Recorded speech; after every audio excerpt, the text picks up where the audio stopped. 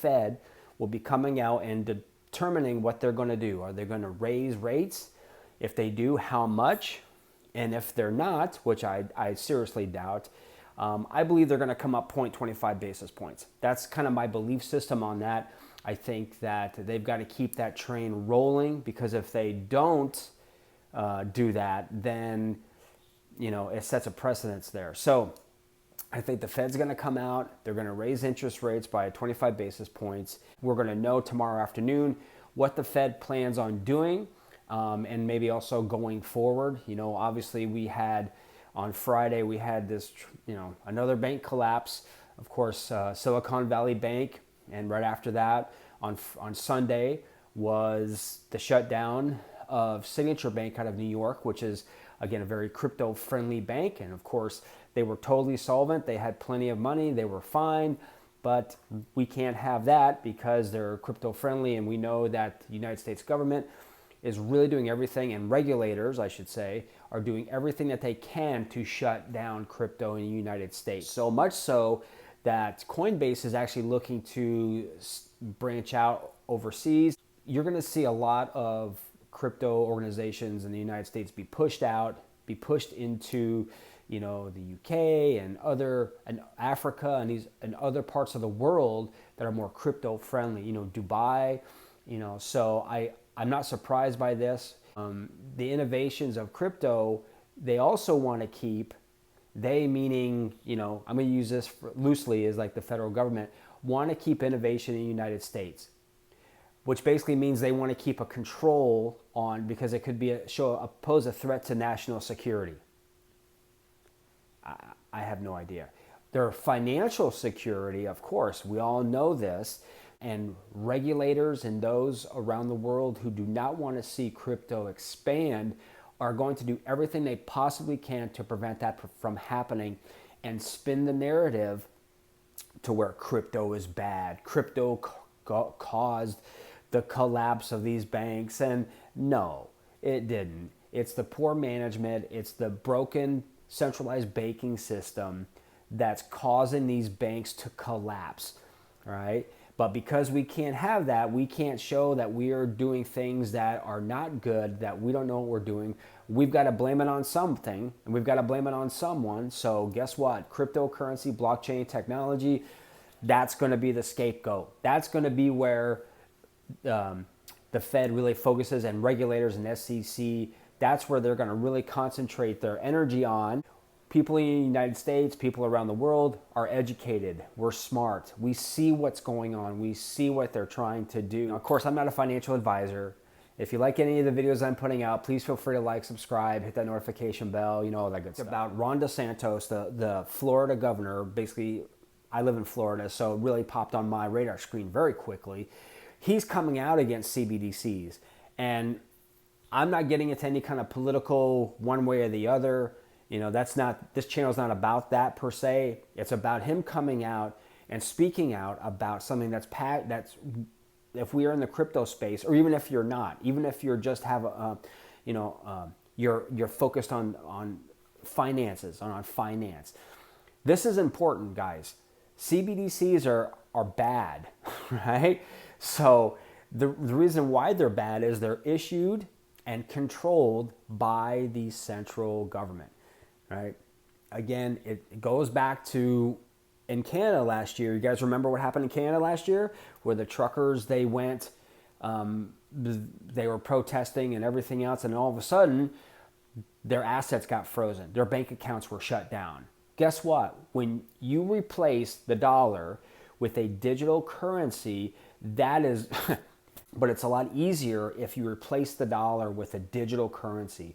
They can just go in, hit a button, or type in whatever they need to, and close out your accounts, shut you down. You can't get any money out of the ATM machines. You're locked up, foreclose on your home. Once we give that kind of power, once we give over kind of our sovereignty, our ability to do with our finances as we wish, once we lose that ability, then anything is possible. Then there's no, once you let the genie out of the bottle, he's out or she's out, right?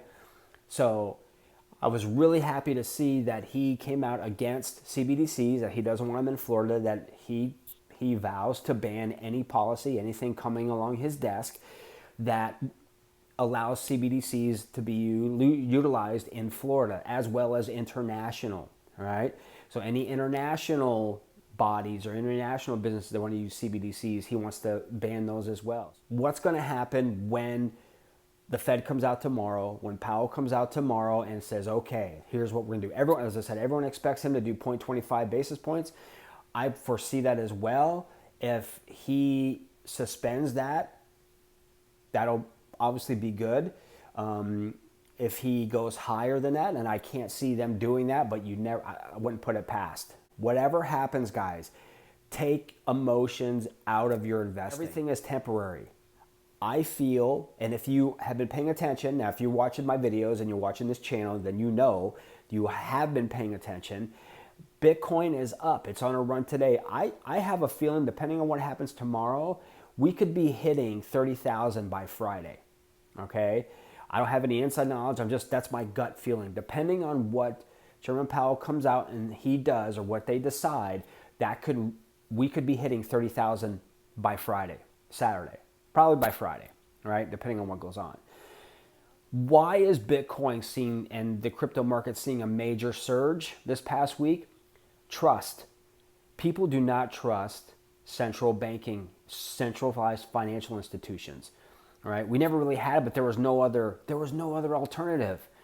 People are starting to see, wait a minute, crypto is an alternative. It's a hedge. It's a way to diversify my portfolio, where I don't have all my money in a bank. Of course, the FDIC only insures up to $250,000, unless they decide to change the rules, and they don't get it passed by Congress or whatever. They can basically do what they want. But normally, FDIC insured is $250,000. That's it. So if you got like 2 or 3 million in one account and something happens, you guys are you're screwed. With crypto, it's decentralized. It's self-custody. You could be your own bank. Why do we need centralized financial institutions to handle our money? With cryptocurrency, we don't need to. Of course, that's why Bitcoin was created in the first place. So that way you could kind of unbank yourself, but still be bankable. And also for those 1.7 billion people who do not have banks or access to the global financial economy, they have reason to do so. So it's going to be an interesting week to see where we are headed, but I really believe that people are pulling their money out of centralized banking institutions and putting them into crypto, primarily Bitcoin, because as we know, there's a lot of things going around with the SEC saying this is a security, this crypto, crypto is a security. What's universally understood is that Bitcoin is not a security, okay? And so people, I feel, are going to, again, pull a percentage of their money out, put it into Bitcoin. Please don't take whatever happens tomorrow and use it as an emotional excuse to sell, because again, but if you feel you need to sell it, right? Or just sit back, see what happens, hold on, and we're gonna ride this out. I hope you're having a great day. Be patient, take some deep breaths, go for a walk. No matter what happens tomorrow with the Fed, if they raise it 25 or 50, or they don't raise it at all, have a strategy. Have a strategy in place of what you're going to do or what you're not going to do. Appreciate you all. Have a fantastic day. And of course, here at the Crypto Dojo, crypto never sleeps.